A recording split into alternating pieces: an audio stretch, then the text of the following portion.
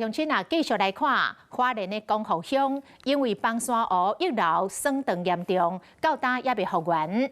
职业篮球新北市国王队的球员，今仔日全部到光复乡来斗救灾。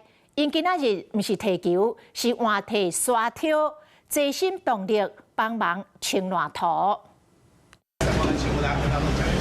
日头赤影影，土沙混来影影飞。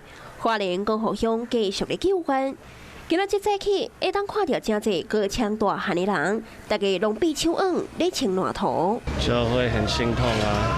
我们球队能帮忙就帮忙啊。原来因是新北的国王队，全队拢总35个人，做回到花莲的第一线。本地拍篮球的双手，即马举土叉拼命咧学，一个一个流汗流汗。尽心尽力，想要帮助居民恢复家园。这也是大家住的地方，但是我们就只是希望可以来这边帮忙，就是大家这个在一起的部分。对。原来9月30日，都已经有3队员到光复来到卡手，登去球队了后，大家讲，现场真正需要斗3天，所以也伫今仔日，全队总动员为光复尽一份心力。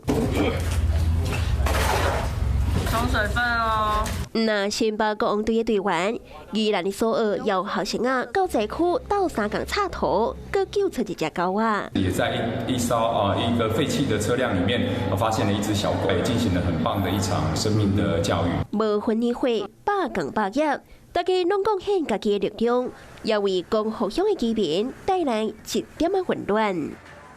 Hello， 大家好，我是林依文。想要抢先掌握最及时的新闻资讯吗？赶快订阅、按赞、开启小铃铛，锁定华视新闻的 YouTube 频道。